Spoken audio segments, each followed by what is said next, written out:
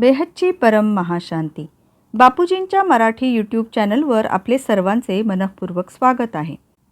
साक्षीताईज podcast with Jyotiprakash भाई या बापूजींच्या हिंदी यूट्यूब चॅनलवरील व्हिडिओमधील आत्म्यांची संकल्पशक्ती आणि त्यामधील सुद्धा वाणींच्या 4 प्रकारांचे सविस्तर विश्लेषण आज आपण ऐकणार आहोत.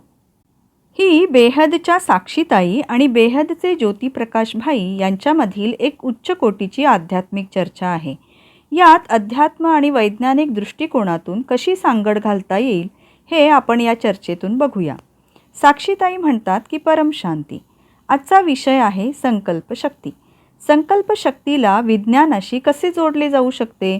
अध्यात्माविषयी म्हटले तर अनुभूती कशी करणार? नेहमी लोकांच्या मनात हा प्रश्न निर्माण होतो की आम्ही संकल्प करतो पण ते पूर्ण होत नाहीत. याला आपण आत्म्याची शक्ती, अध्यात्म जगत आणि वैज्ञानिक दृष्टिकोन यांच्यासोबत कसे जोडू शकतो? यावर ज्योतिप्रकाश भाई म्हणतात परमशांती. याचे उत्तर देताना ते म्हणतात की हे खूप महत्त्वपूर्ण आहे. आत्मज्ञान म्हटल्यानेच आपण संकल्पशक्तीला जाणून घेतो. जेव्हा आपण आत्म्याबद्दल बोलतो तेव्हा आत्म्याची जी शक्ती आहे, जसे प्रत्येक गोष्ट एक शक्ती आहे. आत्म्याची शक्ती हाच संकल्प आहे. आत्मा त्या शक्तीद्वारे स्वतःला प्रकृतीमध्ये प्रगट करत असतो. यालाच विज्ञानाने समजून घेणे होय. म्हणजे आपण ते तर्कबुद्धीने समजून घेणे होय. बुद्धीने समजून घेण्याने निश्चय होत असतो, तेव्हा आपण त्याच्या सत्तेला किंवा अस्तित्वाला मानत असतो. विज्ञानाच्या भाषेत तो संकल्प एक व्हायब्रेशन आहे, एक तरंग आहे. तर ते व्हायब्रेशन कोणत्या पातळीवर होत आहे, त्याची आपण कशी अनुभूती करणार, यावर आपण संक्षिप्त चर्चा करूया.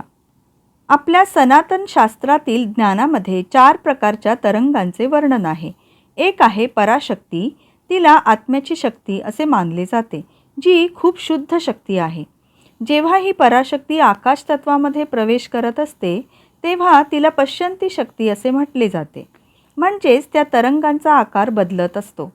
पराशक्ती ही अतिसूक्ष्म तरंग आहेत. ही पश्यंती वाणीमध्ये, शक्तीमध्ये थोडंसं स्थूल रूप येण्याची वाणी असते. नंतर ही पश्यंती वाणी मध्यमामध्ये परिवर्तित होत असते. तिलाच मध्यमा म्हटले जाते आणि शेवटी ही मध्यमा वाणी वैखरी वाणीमध्ये परिवर्तित होते. या वाणीसुद्धा 4 प्रकारच्या आहेत. परावाणी, पश्यंती वाणी, मध्यमा वाणी आणि वैखरी वाणी.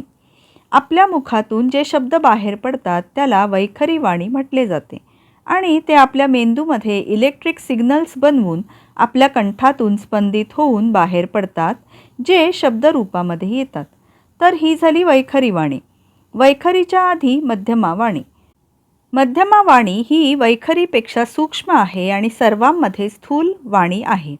वैखरी जी शब्दरूपात प्रगट होत असते, पश्यंती ही मध्यमा वाणीपेक्षा सूक्ष्म आहे. तसेच परावाणी ही पश्यंती वाणीपेक्षा सूक्ष्म आहे. आता साक्षीताई म्हणतात की मुंडक उपनिषदात सांगितलेले आहे की पराशक्तीलाच पराविद्यासुद्धा म्हटले जाते. हे अनश्वर ज्ञान, अनश्वर ब्रह्मज्ञानाला पराविद्या म्हटलेले आहे. यावर ज्योतिप्रकाश भाई म्हणतात परा म्हणजे अखंड आणि परिपूर्ण, पवित्र, परिशुद्ध, यापेक्षा काहीही शुद्ध असू शकत नाही. जसे आपण म्हणू शकतो की जास्तीत जास्त लेवलवर यापेक्षा काहीही शुद्ध असू शकत नाही. त्यानंतर अशुद्धतेची श्रेणी सुरू होते. म्हणजे स्थूलमध्ये आल्यानंतर अशुद्धता म्हटले जाते.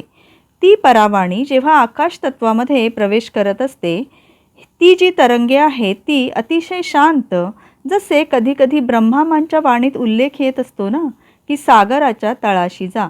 याचा अर्थ असा आहे की आपण साऱ्या लेवल पार करून परावाणीमध्ये प्रवेश केला तर शीतलतेची अनुभूती करू शकतो. त्या शांत स्वरूपाची अनुभूती करू शकतो. तिथे ही तरंगे अतिशय हलकी असतात. कोणतीही व्हायब्रेशन्स तरंगे तिथे नसतात. आत्मा आपल्या मूळ स्वरूपामध्ये तिथे स्थित असतो. आता साक्षी दिदी म्हणतात की याला आपण निसंकल्प अवस्था म्हणू शकतो का? ज्योतिप्रकाश भाई उत्तर देतात, निसंकल्प अवस्था असे पण आपण ह्याला म्हणू शकतो. नाही पण म्हणू शकत. कारण यासाठी म्हणू शकतो तिथे अतिशय हलकी स्पंदनं असतात.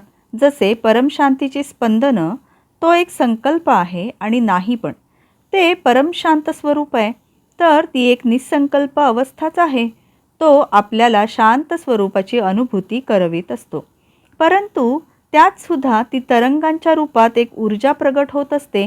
ती ऊर्जा जेव्हा आकाश तत्वामध्ये प्रवेश करत असते तिला आपण पश्यंती वाणी म्हणतो. म्हणजे ती थोडं स्थूल रूप धारण करत असते. कारण की आपले आकाश तत्व म्हणजे आपले कारण शरीर, महाकारण शरीर होय. जे काही पण आहे त्यामध्ये काय होत असते, आपले संस्कार आणि कर्मांच्या बरोबरच ती ऊर्जा मिक्स होऊन जात असते आणि तो एक भाव प्रगट करत असते. तो भाव आधी नव्हता. आता साक्षीताई आणि ज्योतिप्रकाश भाई एकमेकांना परमशांती म्हणत अभिवादन करतात. श्रोते हो, हा व्हिडिओ आपल्याला नक्कीच आवडला असेल आणि जर आवडला असेल तर या व्हिडिओला नक्की लाईक करा, भरपूर शेअर करा, छान छान कमेंट करायला विसरू नका. बेहदच्या बेहदची परम परम परम महाशांती होत आहे.